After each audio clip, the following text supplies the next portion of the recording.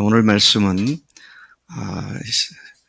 다윗에게는 아주 난처한 일을 당하는 그런 상황에서 하나님께서 놀랍게 그를 어려운 처지에서 아주 간단하게 구원해 주신 사건을 기록해 주고 있습니다. 다윗이 빠진 난처한 상황은 블레셋에 망명을 한 그에게 블레셋이 이스라엘과 전쟁을 하기 시작을 하는 시점에 그도 아기스 왕과 함께 전쟁에 나가겠다. 그래서 아기스가 좋다. 같이 가자. 그래서 블레셋의 두령들, 수령들 또는 방백이라고도 불려지는 지역 우두머리들이 어떤 사람은 수백 명씩, 어떤 사람은 수천 명씩 부하들을 거느리고 전쟁터에 아벡에 모였는데, 자, 그렇게 아기스 왕도 자기 군대와 그리고 그 뒤에 다윗과 그의 사람들을 자기 군대에 편입해서 전장터에 나갔고, 자, 그런 상황에 블레셋 두령들이 거기에 있는 다윗을 발견하고는 깜짝 놀라죠. 그래서 아기스 왕한테, 아니, 이 사람들, 이 이스라엘 사람들, 히브리 사람들이 여기서 뭐 하는 거냐고. 지금 우리가 전쟁을 하려고 한 대상이 이스라엘인데 이 사람들을 데리고 왔느냐고. 그러니까 아기스가 걱정하지 말라고. 당신들이 아는 바와 같이 이 사람이 다윗인데 그가 망명을 했다. 그 이유는 그의 주가 되는 사울 왕이 그의 원수가 되어서 그가 이제는 사울하고는 더 이상 친하지가 않고 원수가 되어 도망다닌 지가 10년이 됐다고 그러더라. 그리고 그가 나와 함께 여러 날 여러 해를 같이 있었는데 그에게서 어떤 문제도 허물도 책망할 것도 발견하지 못했다. 자, 그러니까 이 두령들이 무슨 소리를 하는 거냐. 그가 원수가 자기 주인 사울왕과 원수가 됐다는데 그 사울왕과 다시 화해하려면 우리 블레셋 사람들이 머리를 잘라서 그를 갖다가 바치면 그가 화해될 거 아니겠느냐. 왜 그런 짓을 하게 만드느냐. 자, 더 이상 할 말이 없게 된 아기스 왕이 다윗에게 다시 설득을 하죠. 자, 네가 나와 함께 있는 동안에 한 번도 실수를 하거나 잘못을 하지 않은 걸 내가 잘 안다.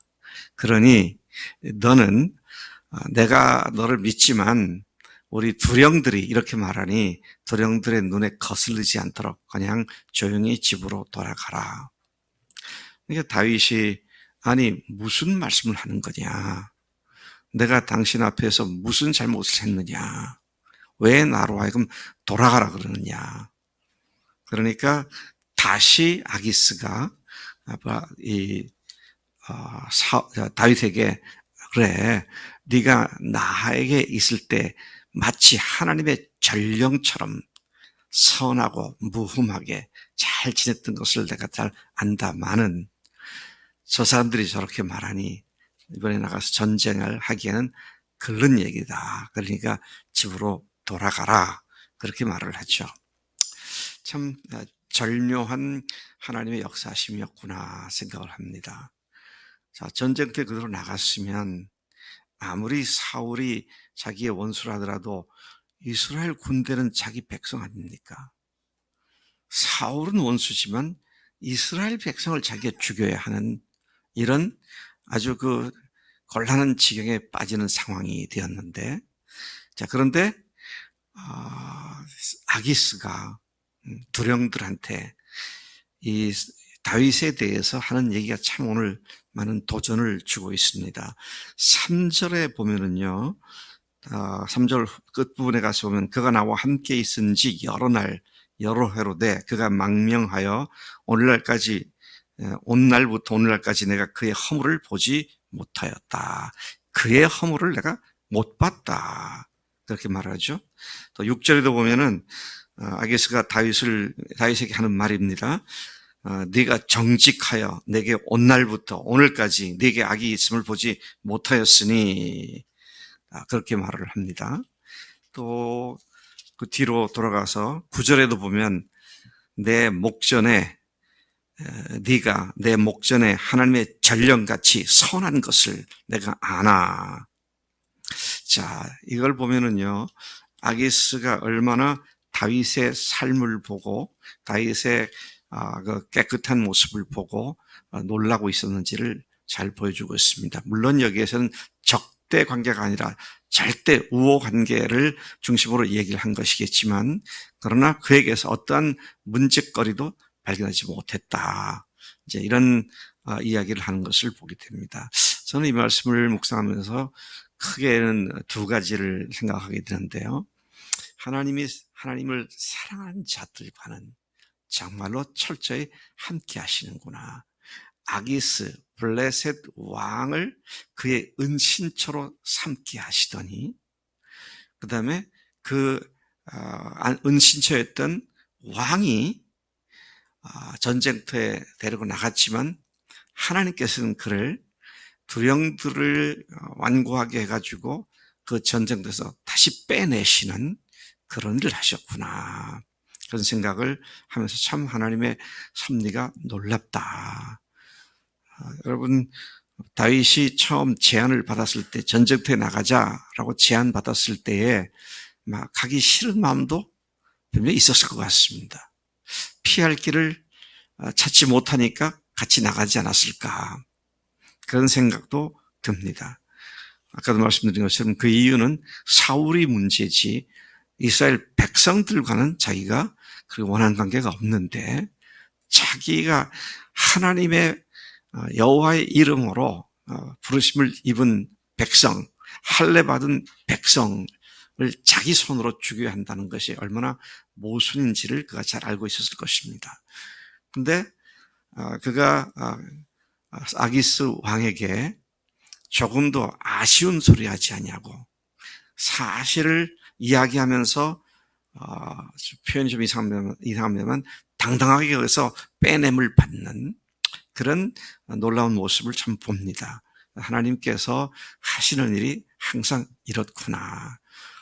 비굴하고 거짓되게 은밀하게가 아니라 누가 무슨 얘기를 하더라도 당당하게 떳떳하게 그렇게 살아가는 다윗의 모습을 다시 보게 되고, 그렇게 살게 해주시는 하나님의 능력을 다시 한번 확인하게 됩니다. 두 번째 여기서 배우게 되는 교훈은 그가 자기를 아주 세밀하게 관찰하고 있던, 그러면 아기스가 계속 관찰했던 것 같아요. 저 녀석이 망명해 왔지만 언제 변심할 줄 모르는데 두고 보자, 계속 지켜봤었을 거라고 생각됩니다. 그런데 그 관찰 결과를 그가 자기들의 두령들한테도 얘기를 하고 다윗 그에게도 얘기를 하고, 너에게는 아무 문제가 없음을 내가 분명히 안다. 근데 그냥 그러지 않고요, 또 잘 배웠더라고요. 여호와의 살아계시는 여호와의 사심을 두고 맹세컨대 너에게는 아무 문제가 없다. 이런 얘기를 하는 것을 보게 되죠. 그래서 오늘 이 말씀을 묵상하면서 주님에 대한 말씀이 생각이 납니다. 그는 한결같이 우리와 한결같이 시험을 받은 자로되 죄는 없으시니라. 히브리서 말씀이시죠. 그렇게 그 말씀이 생각이 나고, 또 예수님께서도